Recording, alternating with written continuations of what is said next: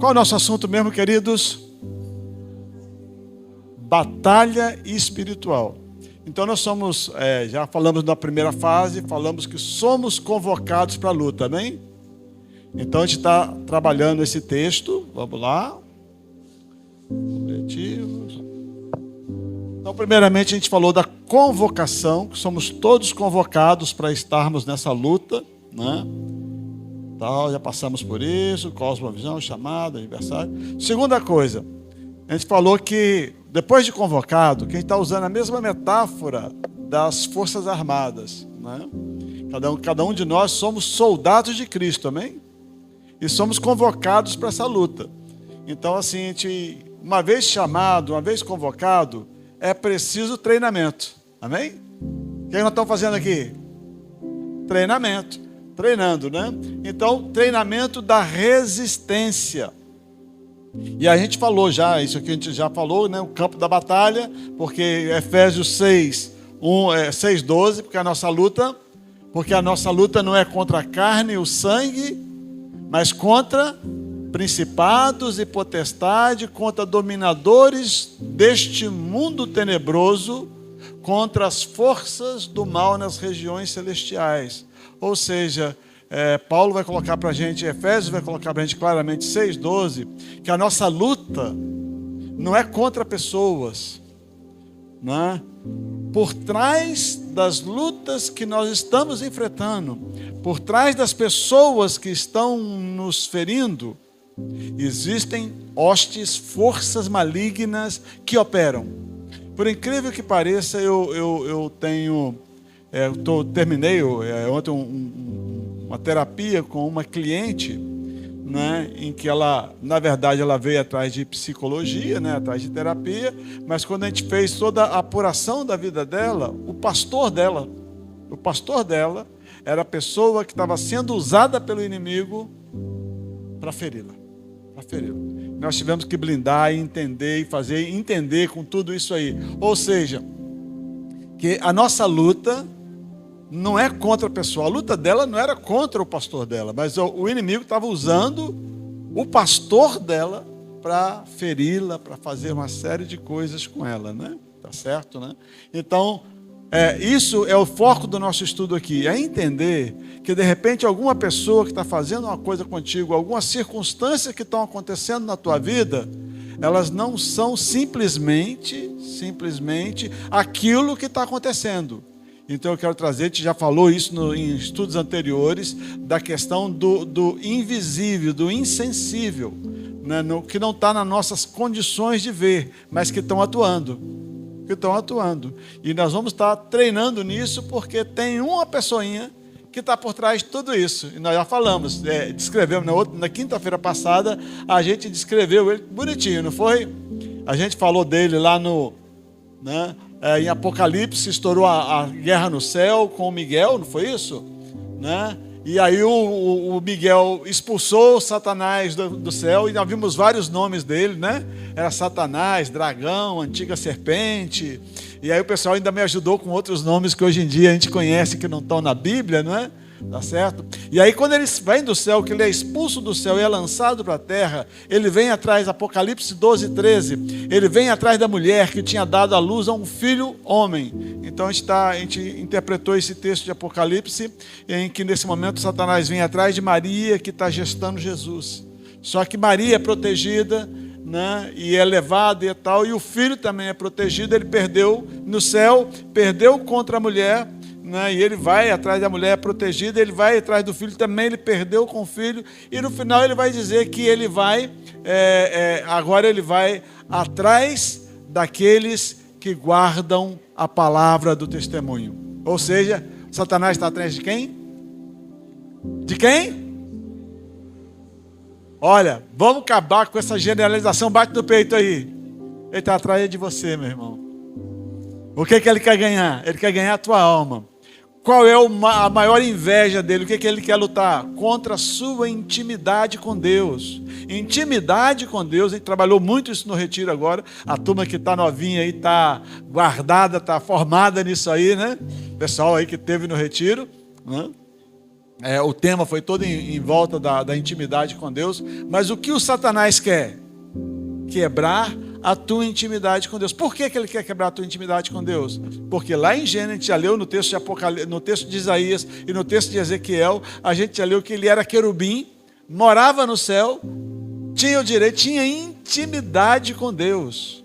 Então, quando ele quebra, que ele se revolta, e a primeira queda que a gente estabelece é antes da queda do Adão e da Eva, né? A primeira queda que acontece é essa que está em Apocalipse, né? Apocalipse 12, e aí ele é expulso, e agora ele perdeu. No texto de Isaías, que a gente já leu, já passou para trás, ele queria o lugar de Deus, ele queria estar no monte de Deus, no lugar de Deus. Então, e aí o que ele olha? Ele olha para você e diz assim, olha, e aí a notícia difícil que eu tenho para te dar, sabe o que é? É que quanto mais intimidade você tiver com Deus, mais Ele vai lhe perseguir. E eu trago sempre na memória a história do Jó. Lembra que em Jó, capítulo 1 de Jó, entre aspas, tem uma intimidade através do ritual e da religiosidade, mas ele tem uma intimidade com Deus. Ele vai lá, ele é abençoado, ele é cercado por Deus, tudo dele dá certo, ele tem propriedades, ele tem família grande, e ele, ao longo das festividades, das coisas, ele achava que algum filho poderia ter pecado, e ele lá sacrificava por ele, sacrificava pelos filhos, para que todo mundo tivesse em dia com Deus. Aí Satanás, vendo aquela intimidade, quando vai chegar para Deus, Deus pergunta, Satanás, e aí?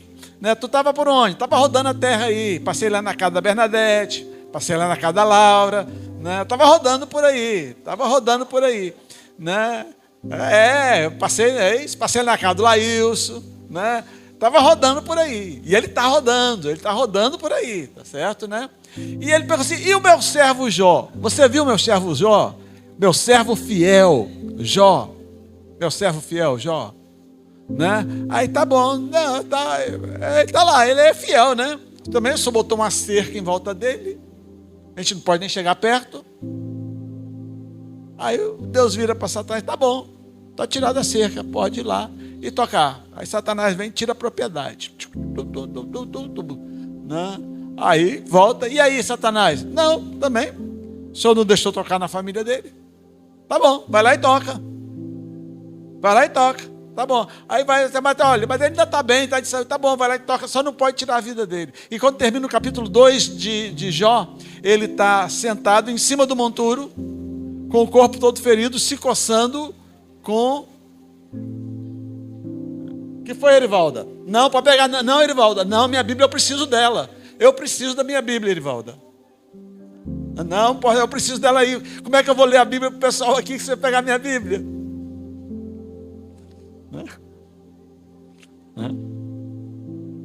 E aí, ele, no final do capítulo 2,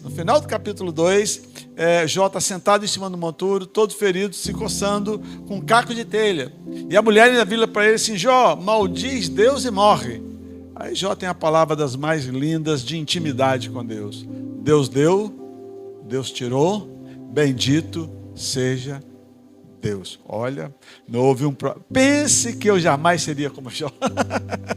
Né? Eu viraria, Senhor, eu fiz tudo isso e tu me tirou tudo. Mas não é que pode, onde é que tu estava? Né? Salmo 13. Né? Salmo 13 é um salmo de lamento, em que ele pergunta para Deus assim, Senhor, eu estou indo para o cemitério, eu vou na cova, lá no cemitério alguém pode louvar o teu nome, cuida, eu estou aqui, estou morrendo, você não faz nada daí de cima. Né? Salmo de lamento, né? Salmo de lamento tem essa coisa. Então você tem essa dinâmica em que Satanás, ele perdeu no céu, foi expulso, ele não está mais no céu, ele foi expulso do céu, primeira queda, ele vem para a terra, na terra ele encontra o Éden, Adão e Eva estão na intimidade com Deus, e qual é a intuição dele? O que Satanás quer? Quebrar intimidade com Deus, amém? Quebrar a intimidade com Deus, tá certo? E para isso ele vai fazer qualquer coisa, e aí ele vai tocar na nossa vida através de quê? Através dos nossos pontos fracos. Eu gosto muito de dinheiro. Aí o que ele vai fazer? Vai aparecer dinheiro.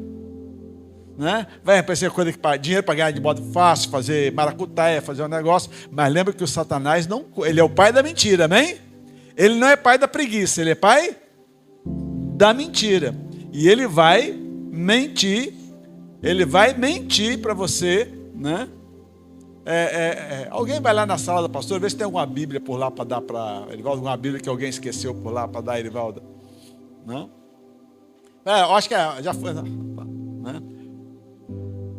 E aí, né?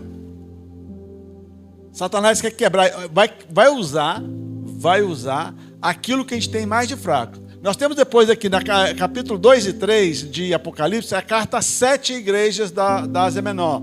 As igrejas que estavam ligadas a João. A igreja de Éfeso, igreja de Esmirna, igreja de Pérgamo, igreja de Tiatira, igreja de Sardes, Filadélfia e Laodiceia. Você vai ver que cada igreja dessa caiu naquilo que era teu ponto fraco.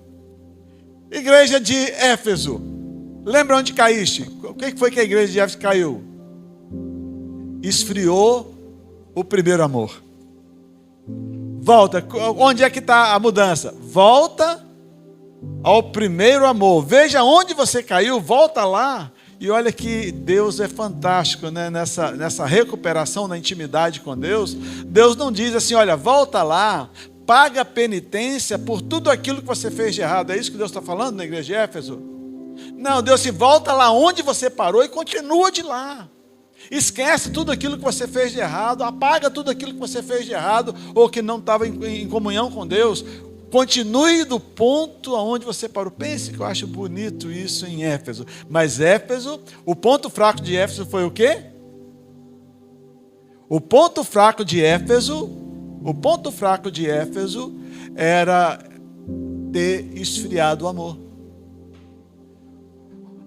Que nem Jó virou rotina.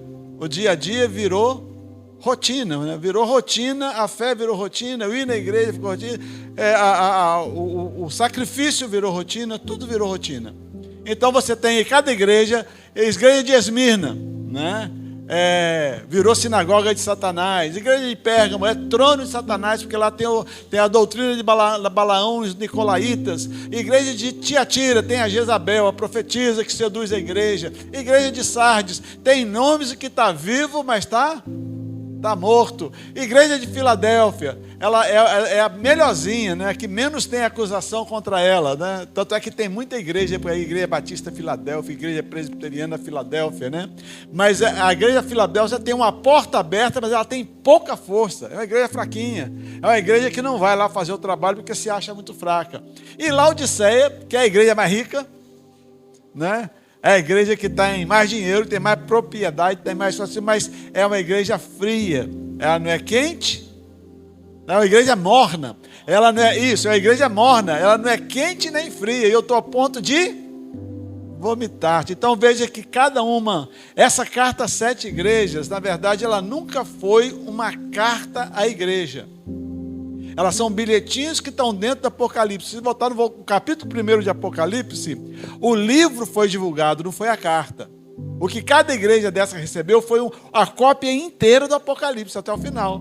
E legal é que quando eu começava a ler, se eu sou da igreja de Éfeso, vamos supor que eu faço parte da igreja de Éfeso, né? Aí ali primeiro eu tomei na cabeça, né? Já vem a chibata, né? Olha, o anjo diz aí que vocês esfriaram o primeiro amor, volta lá e caiu. Aí caiu para mim, né? Mas quando eu começo a ler de Esmirna, assim, eita, mas a negada aqui não está moleza não, viu? Olha como é que estão aí, negado, olha como é que estão aí virando as coisas. Então, o que a carta tem para dizer para nós? É dizendo que Satanás vai usar, e não brinque, ele vai usar, não é coisa ruim, ele vai usar aquilo que é o maior desejo do teu coração. Não brinque. Muito bem, o meu problema é na sexualidade. Eu sou doido por sexo. Pode ter certeza que daqui para meia-noite parece um telefone lá te chamando. Não estou brincando não, é verdade. Tanto masculino quanto feminino. Né? Eu sou doido por dinheiro. Vai aparecer, daqui para amanhã aparece alguma oportunidade de uma forma, rapaz, eu tenho um negocinho bom para você e vamos ali e tal, né? Quantas meninas, quantas moças, mulheres caem, né? Viram mulas para tráfico de drogas para a Europa? Porque assim, você vai, eu vou pagar uma passagem para você, você vai daqui para Madrid, vai para a Espanha, tranquilo, amigo, só vai levar essa malinha para mim aqui. Só que a mala está cheia de cocaína, cheia de drogas, as coisas. Se cai, se passa, né? Meu pai dizia que ninguém é preso na primeira vez. Eu não sei, não me envolvo nesse negócio. Meu pai disse que ninguém é pego na primeira vez. A primeira vez, o diabo é sagaz. A primeira vez sempre vai dar certo. Né? Por quê? Para continuar fazendo. Uma hora vai dar errado. Mas na primeira vez vai dar certo, né? Aí depois acaba e a gente vê pessoas que foram condenadas à morte, etc., por tráfico de drogas e essas coisas. Então você tem aí que esse campo de batalha, ele é forte, né? Então nós vimos ali que o alvo de Satanás é você. Não brinque com isso. Qual é o alvo de Satanás? Não é nem você, é a sua alma. A sua alma. Contei a historinha na quinta-feira passada do careca, não foi? Do cara que fez um pacto com Satanás. Olha, Satanás, o meu negócio, eu sou pobre, trabalho duro, de sol a sol, eu quero é ganhar dinheiro. Se eu tiver dinheiro, eu tenho mulher, eu tenho isso, eu tenho aquilo. O meu negócio é dinheiro, tá bom. Satanás, está feito o pacto, né? Então, em tal dia, em tal hora, eu venho te buscar. Você é meu, você me pertence. E ele tá. E aí toma dinheiro, e dá certo, faz dinheiro, faz negócio, faz dinheiro, faz empresa, faz não sei o que, ganha dinheiro. Mas o tempo passa. Não tem data de vencimento que não chegue. Tem gente aí que compra casa para pagar em 30 anos. É demorado? Mas um dia termina de pagar. Então entenda bem. Um dia termina de pagar e tem a casa. Então não tem data longa que não vença. E um dia, chegou o dia da nossa Satanás em cobrar, né? E Satanás já estava lidando com um cara bonito, fortão, todo cabeludo, todo bem ajeitado, arrumadinho, que assim, como é que eu vou fazer para enganar Satanás? Muito bem. Pegou a roupa, botou a roupa velha, botou a roupa de saco, a roupa suja, cortou, raspou a cabeça, tirou a barba, fez tudo, ficou limpinho e estava assim, meu Deus, e agora? Né? Agora ele não vai me conhecer. Bom, eu só ando no cabaré, só ando na festa, vou para a igreja. Ele vai para a igreja e senta no primeiro banco da igreja presbiteriana independente de Henrique Jorge.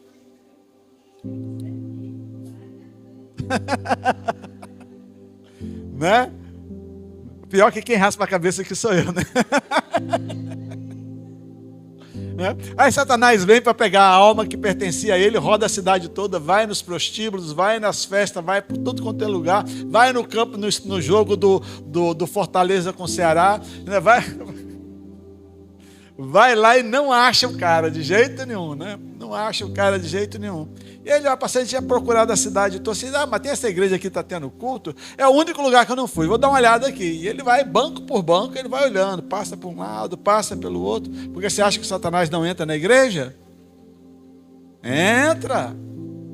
Basta ter uma brecha, onde tiver uma brecha ele entra. E ele está procurando o que era dele. E ele vai, procura para lá, procura para cá, procura, ele não acha nada. Aí no final, quando você não achei, mas já que para não perder a viagem, deixa eu levar esse careca aqui mesmo. Tá certo, né? Coitado, careca sou eu, né? Puxa vida. Mas olha, a guerra de Satanás é pela sua alma. E ele vai lhe oferecer aquilo que deseja o teu coração. Aquilo que você mais valora, aquilo que você acha mais importante na tua vida. E aí tem gente que é trabalho, tem muita coisa que a gente, a princípio, não vê como pecado, não vê como coisa mal, mas que você está disposto a negar Jesus por isso. Qual é a diferença? O que Satanás quer, não é o que ele vai te dar, o que vai te tomar. É que você seja adorador dele e não de Jesus. E ele se desfaz de muitas maneiras, disfarça de muitas maneiras, né? Bom, Paulo vai entender isso. Romanos capítulo 7, verso 20 a 23. Começamos agora. Romanos 7, 20 a 23. Que até aqui a gente já tinha feito, amém? Eu só fiz um apanhado do que a gente já tinha feito. Romanos 7, do 20 a 23. Paulo está falando nesse pedaço de Romanos, ele está falando de uma coisa que só isso aí daria para a gente falar quase que o resto do ano, né? Que é a influência influência maligna interna. Não é possessão, viu? Eu vou tratar disso daqui a pouquinho. Não é possessão, mas é influência maligna interna. Vamos lá, ó. Romanos 7, 20 a 23. Alguém lê para mim aí? Para me ajudar a voz. Olha, Paulo está contando para nós aqui, em capítulo 7 de Romanos, Paulo está contando do conflito, da guerra interior. Da guerra que acontece dentro da nossa cabeça. Da guerra que tem entre eu e eu mesmo, né?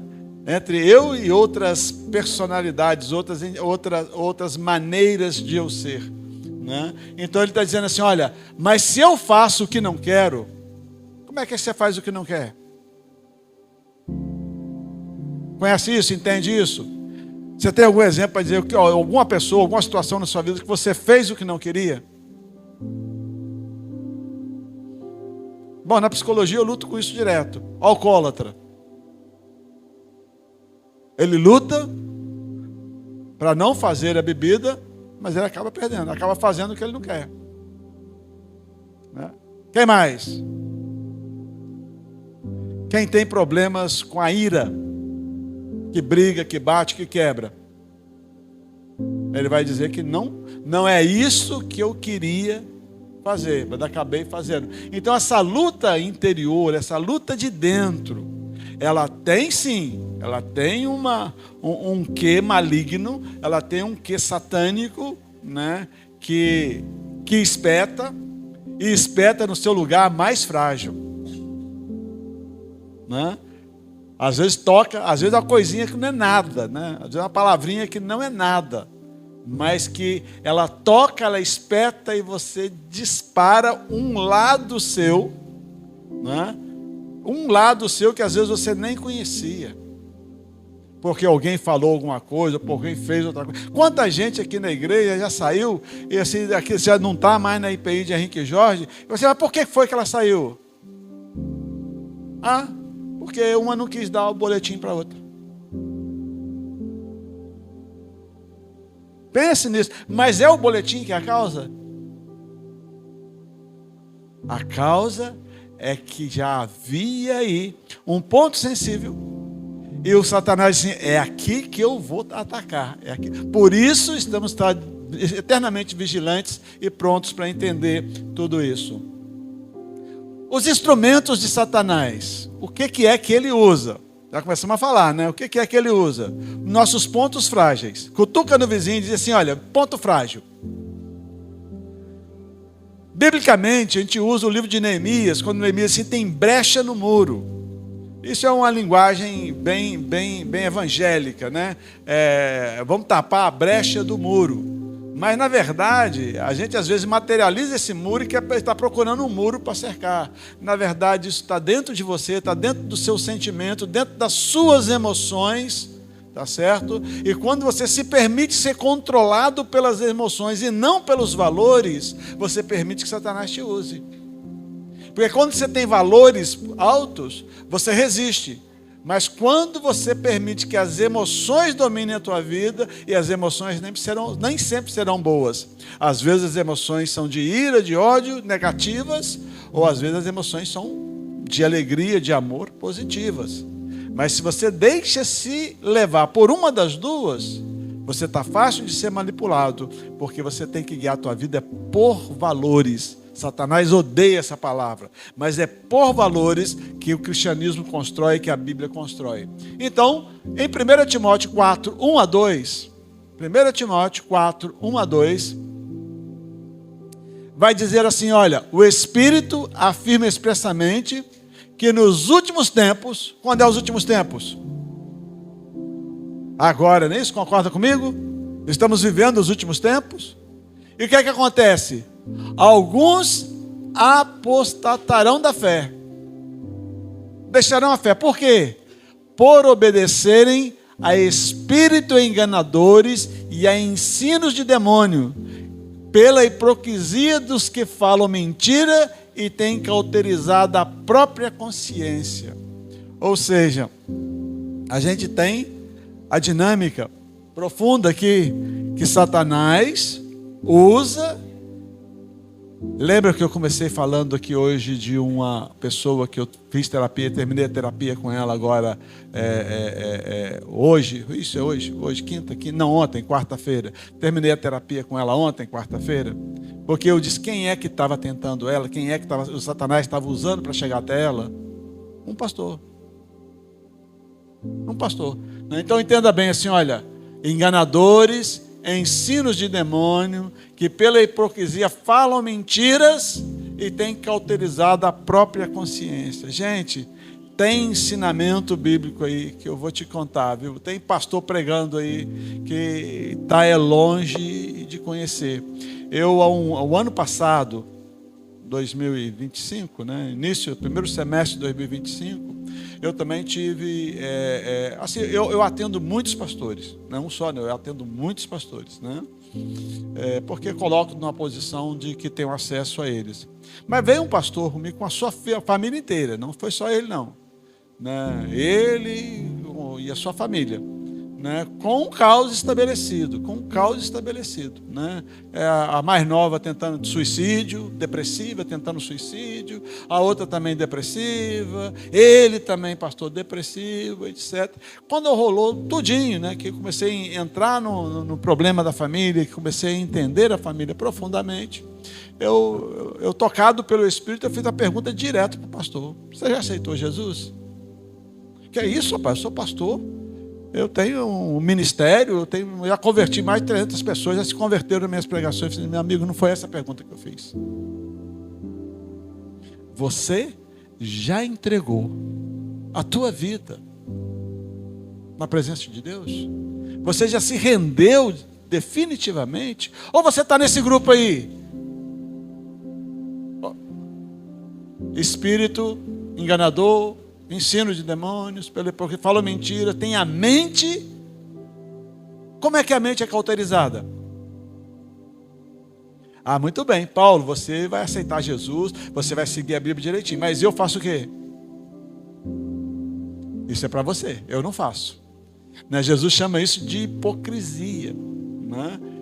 Eu acabo indicando para os outros, e nesse irmão amado, querido, que eu amo demais hoje em dia, dentro de um escritório de psicologia, dentro de uma sessão de psicologia, ele entregou a vida dele para Deus, para Jesus, ele realmente aceitou Jesus, ele reconheceu que ele nunca tinha passado pelo lavar regenerador do Espírito, embora ele pregasse o Espírito e fizesse batismo com o Espírito. Olha.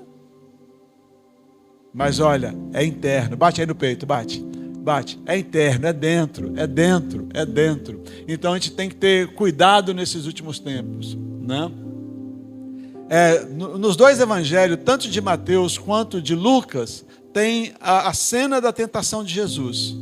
O diabo leva Jesus para a tentação e ele vai fazer 3 propostas diferentes. Ele leva Jesus à torre do pináculo, ao alto de um lugar bem alto, a torre do pináculo do templo, lugar bem alto, e diz para Jesus assim: olha, Jesus, né, se joga daqui lá embaixo, porque os anjos te ampararão. Não é isso? Jesus está com fome. Jesus, manda que essa pedra se transforme em pão. Quando ele não tinha vencido mais nada disso, ele leva Jesus para outro lugar alto e mostra o mundo inteiro. Olha, Jesus, está vendo tudo isso aí? Que nem Abraão, né, no Gênesis. Olha aí, onde o teu olho alcançar. Tudo isso me pertence. Olha a palavra de Satanás. Tudo isso me pertence. E eu te darei se prostrares e me adorares.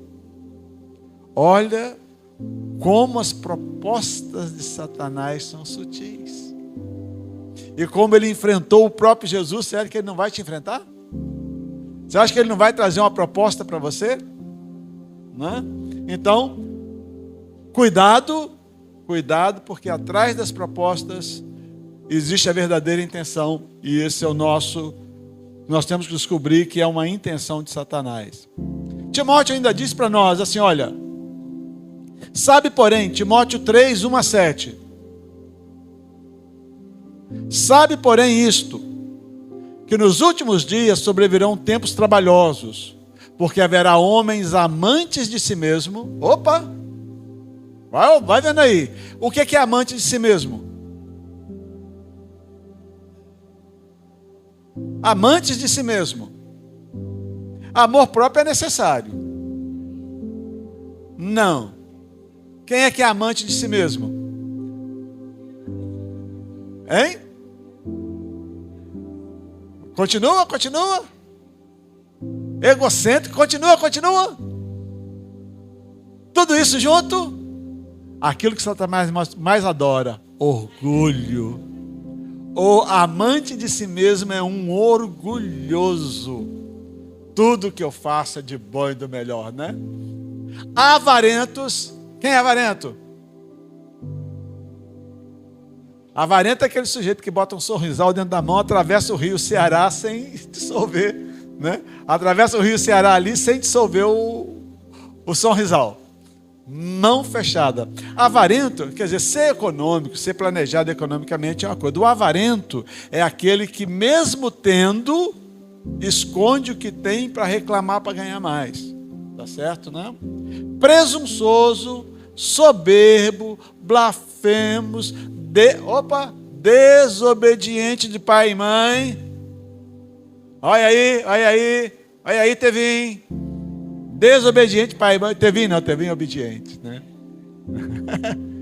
Ingratos, profanos, sem afeto natural, irreconciliáveis. Você sabe o que é irreconciliável?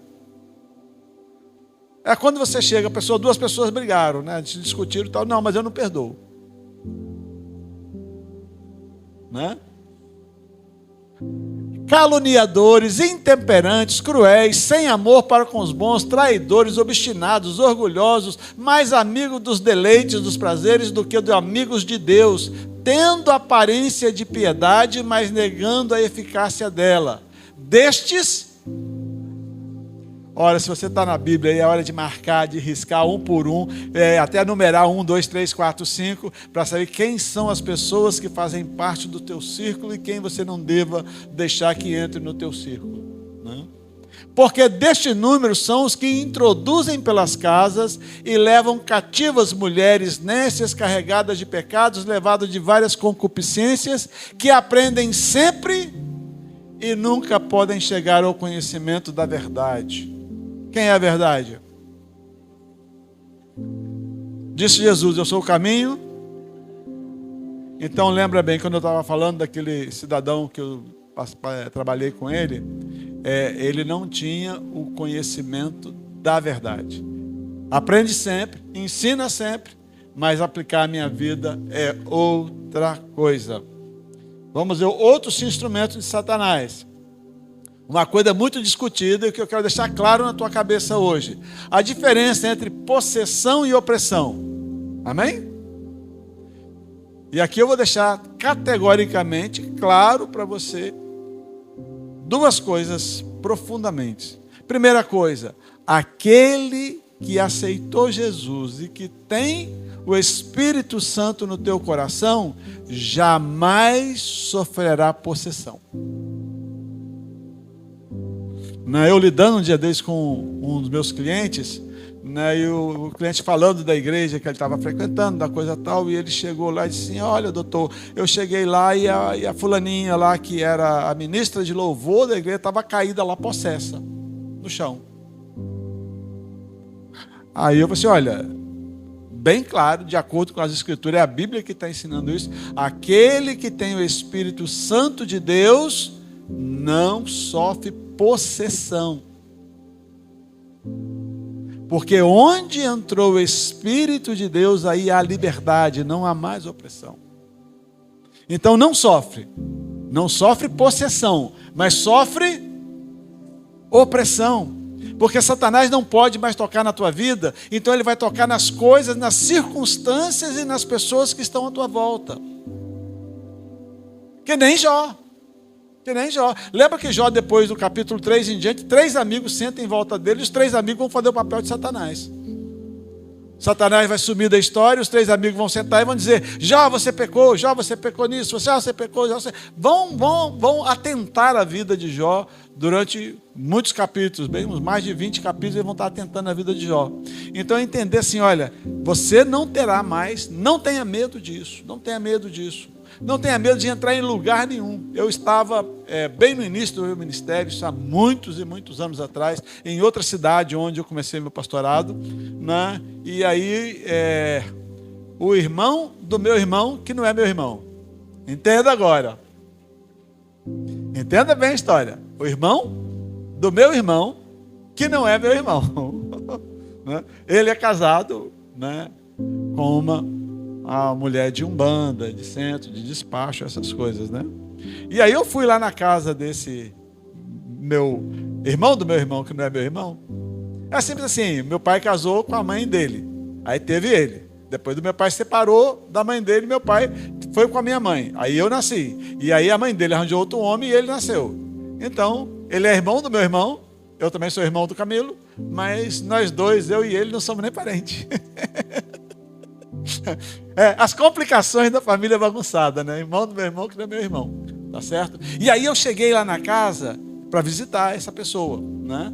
E aí sentei na varanda e comecei a conversar. A gente tinha muito amigo, embora a gente não seja nem parente, mas muito amigo. Eu fui lá visitar ele e a gente foi conversando um tempo. Daí a pouquinho uma pessoa vem e chama ele lá dentro, tal, para conversar, tal. E aí ele volta, depois a esposa dele também volta junto, pedindo para que eu fosse embora, porque eles estavam com um trabalho nos fundos da casa e o santo não estava baixando porque eu estava lá. Brinque! Não estava pregando, eu não estava fazendo nada, só a minha presença está lá. Por quê? Bate no peito aí, estou selado pelo Espírito Santo.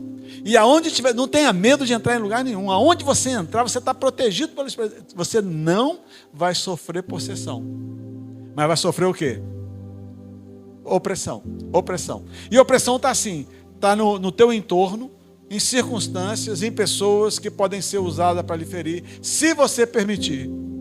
Se você tiver um ponto frágil, se você tiver uma brecha, porque quem está falou primeiro de brecha no muro, se você tiver uma brecha no muro, tiver um ponto frágil, muito bem, você tem um pecado oculto, ponto frágil, e ele sabe. E aí ele vai arranjar alguém para tocar nesse ponto, e aí você vai dizer: você não tem nada com isso com a minha vida, não sei o quê. Sim, tem que estar bem convicta. Entenda bem, eu não fui lá por isso, tá certo? Eu estava lá e eu acabei impedindo o que estava acontecendo lá. Mas entenda bem, o que te prepara de verdade para estar no lugar desse, sabe o que é? A graça, a intimidade, através da graça de Deus. Não é o que eu posso fazer, mas é o que Jesus fez por mim. É eu abrir o coração e aceitar a graça que me alcança enquanto pecador.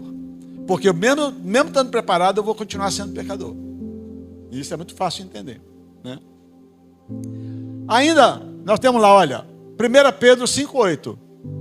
Irmãos, né? Sede sóbrios, vigiai. Por quê? Porque o diabo, vosso adversário, anda onde? Olha para a direita aí, olha para a esquerda, olha para frente, olha para trás. Ele anda em... Agora, imagina você, por que ele anda em derredor? Hein? Porque nós temos... Lembra do falei do Jó, que Satanás reclama para Jó que tem uma cerca que protege o Jó? Você tem uma cerca, querido. Quando você tem o Espírito Santo, você tem uma cerca que lhe protege. Ele pode andar em volta dessa cerca, rugindo e gritando, falando mentira que é capaz dele. Mas ele não pode entrar aí dentro. Mas ele pode usar pessoas que você permite entrar. E aí pode usar teu cônjuge, pessoa muito próxima, teu pastor, né, tua pastora. Pode usar porque ele sabe a sua fragilidade. A sua fragilidade. E enquanto você não aprender a entregar as tuas fragilidades aos pés da cruz e pedir transformação e pedir empoderamento para isso, você vai ser alvo fácil, porque ele vai poder te derrubar com bastante facilidade, né? É que nem aquele pessoal que faz dieta. Ótimo, né? Aí esse pessoal passa em frente a um bolo daquele de chocolate, com aquela meleca escorrendo por cima, com uma cerejinha ainda em cima do seu pedaço. Vou te contar, né? É difícil resistir, porque é o meu ponto fraco, né? Steve Jobs, perguntaram a Steve Jobs o que era foco. O que é foco, Steve Jobs? Steve Jobs, é fácil. Foco é dizer não. Foco é dizer não a tudo aquilo que não está o escopo da tua meta. Bingo, né? Tiago 1, capítulo 1, verso 2 e 3. Meus irmãos, aí esse versículo dói meu coração, que é duro de aceitar. Meus irmãos, tenham por motivo de grande alegria o fato de passarem por várias... Você está livre de provação, é isso? É isso que Jesus prometeu? Mas ele está dizendo aqui uma coisa que para mim é difícil, ficar alegre durante a prova. É dando glória a Deus diante da prova. Eu vejo pelo contrário, pastor, eu estou no deserto, pastor. Pastor, ora por mim, eu estou no deserto. Aí o pastor aqui é sempre muito irônico, né? Mas é para Deus levar ou para Deus deixar? Porque de repente a prova está tão grande que é melhor ir para o céu, né? Então entenda bem. Então, por motivo de alegria, o fato de passar por várias provações, sabendo que a provação da fé de vocês produz perseverança, aí vai dizendo as outras coisas depois aí. Paulo, lidando ainda com essa possessão e opressão, né? Paulo tem um problema que está em 2 Coríntios capítulo 12. Paulo diz assim, olha, eu conheço um homem que, não sei se no corpo ou fora do corpo, foi ao terceiro céu e viu coisas inefáveis de serem ditas, coisas impossíveis de serem ditas. Mas para que eu não me gloriasse, para que eu não me orgulhasse, Deus me colocou um espinho na carne, provação. Um espinho na carne. E Paulo diz em 1 Coríntios 12, eu já orei 3 vezes, faz assim comigo, ó, 3, já orei 3 vezes para Deus, e Deus me respondeu, a minha graça. Quantas vezes Paulo orou? Quantas vezes você orou pelo teu problema? Pois é, Paulo só fala 3, né? Tá certo? A minha graça te basta, porque é na fraqueza que se aperfeiçoa o poder. Porque quando eu sou forte, eu sou fraco. Mas quando eu sou fraco, sou cheio do poder de Deus. Aí você vai entender essa diferença de opressão. De que a opressão que nos acontece vem através das provações, e as provações, elas estão levando ao nosso aperfeiçoamento, ao nosso preparo para essa luta e para essa guerra. Então Deus não muda a lição até que você aprenda. Mas pastor, eu sou muito azarado, isso está acontecendo na minha vida, e acontece de novo, e acontece de novo. Você ainda não aprendeu a lição, porque Deus vai repetir a lição até você aprender. O dia que você aprender, Ele muda a lição. Quem é aqui que joga videogame? Aleluia, eu jogo videogame. Ei, adoro. E o videogame, normalmente, ele tem fases. Ele cresce por fases. E normalmente no final de cada fase você tem um desafio para enfrentar. Tá certo, né? Ou um chefão, depende do tipo de jogo. Ou eu gosto muito de corrida de carro, aí tem uma corrida contra um outro corredor que é muito exímio, você tem que conseguir superá-lo. Mas tem uma prova, tem um teste, que só você vai mudar de fase quando passar por esse teste. Amém? Isso é provação. Isso é provação. Você só vai subir na intimidade com Deus quando você for aprovado na prova que Deus está permitindo chegar na tua vida. Né? Veja lá o Jó, veja assim, pula, né, do Jó 2, pula lá para o 42, quando o Jó vira assim, eu te conhecia só de ouvir falar, mas para isso ele teve que vencer as várias provas que vão se editando ao longo do livro de Jó, mas agora ele tem intimidade, ponto que ele vê Deus, né?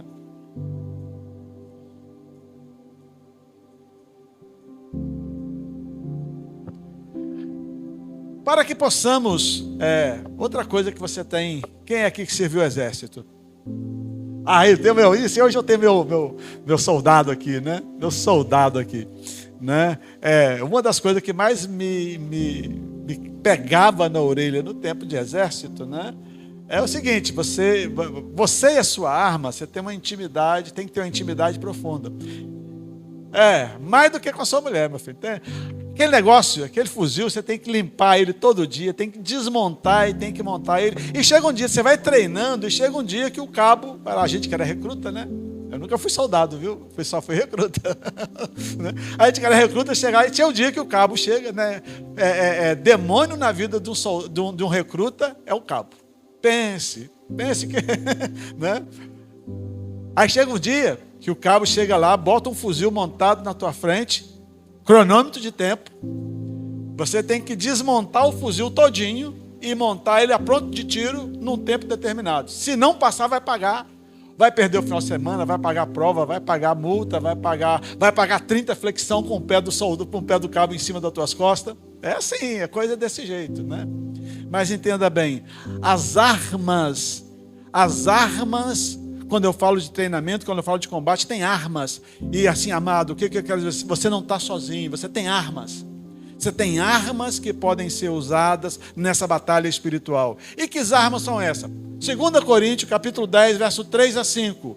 Porque, embora andemos na carne, não lutamos segundo a carne. Porque as armas da nossa luta não são carnais, mas poderosas em Deus para destruir fortalezas. Destruímos raciocínios falaciosos e toda arrogância que se levanta contra o conhecimento de Deus e levamos cativo todo pensamento à obediência de Cristo. Olha, a primeira luta, as armas que nós enfrentamos, não é como eu vejo gente dizendo aí que agora todo crente tem que ter uma Magnum, uma 365, uma .40, né? Há uma brincadeira pelo meio. Acho que os crentes têm que comprar arma, têm que estar preparados. A arma do crente não é essa. A arma do crente não é essa. A arma do crente é a Bíblia, é conhecer a palavra de Deus. A arma do crente é a oração, é estar empoderado. A arma do crente é o amor uns aos outros. Isso é a arma do crente. Então a nossa luta não é carnal. A nossa arma, também as nossas armas não são carnais, são espirituais. E finalmente, Paulo vai dizer em Filipenses 4, 8 e 9, é um texto que eu carrego de maneira muito destacada na minha vida. Irmãos, tudo que é verdadeiro, tudo que é respeitável, tudo que é justo, tudo que é puro, tudo que é amável, tudo que é de boa fama, se alguma virtude há e se algum louvor existe, todos juntos? Ô versículo danado. Pensamento é bicho danado. Quando eu vejo, ele já voou, ele já escapuliu, né? E aí Satanás libera isso porque tem aqueles sentimentos que você não trabalhou na presença de Cristo, principalmente sentimento de ódios. Quantas vezes você ficou com raiva de alguém, no teu pensamento você matou essa pessoa 500 vezes, né? Era que nem vocês estão muito jovens, né? Filmes de Alfred Hitchcock. Era um filme de suspense, ele tinha um barulhinho assim no final. Era a faca do... Aqui tem um pessoal que assistiu o filme do Hitchcock, né? E a gente fica às vezes no pensamento girando, pecaminosamente, se vingando, fazendo coisas más para aquelas pessoas que nos fizeram uma coisa ruim. Amados, eu luto com isso. Eu luto com isso. Porque às vezes, principalmente quando eu estou de bicicleta, né? Passa uma pessoa, o cara me xinga, fecha a bicicleta, me xinga, né? Eu fico com uma raiva danada. Imagina o carro dele pegando fogo, ele batendo no outro carro. Mas imediatamente, desse jeito, imediatamente eu me lembro que eu sou do bem, eu sou de Deus. Aí eu tenho que trazer no meu pensamento o quê? Tudo que é bom, verdadeiro, de boa fama, respeitável, de boa índole, justo. Se algum louvor há, se algum louvor existe, alguma virtude, algum louvor, seja isso que ocupe o vosso pensamento. Então a primeira coisa, a primeira arma que eu vou te dar autoridade agora, repreenda os teus pensamentos.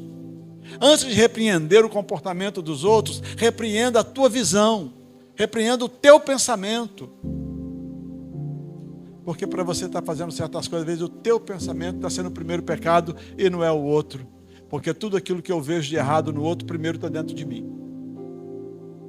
Opa! Tudo aquilo que eu vejo de errado no outro, primeiro está dentro de mim. Então, é essa busca que começa de dentro para fora. E também aprenderam de mim, ouvir e tal, e ponham em prática, e o Deus da paz estará com vocês. Vamos pensar na arma final. Dá tempo? Dá não, Heitor. Dá não. Fica para a próxima quinta-feira. Talvez a gente tenha que começar em março. Não, em março eu não estou aqui. Né? Pelo menos uma ou 2 semanas de março eu vou estar de férias com a minha patroa. A gente faz 45 anos de casado sábado. Olha, né? Há 45 anos atrás eu fui condenado e estou cumprindo pena até hoje.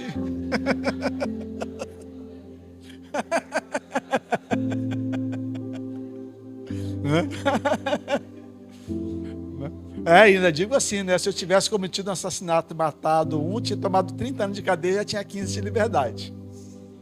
Né?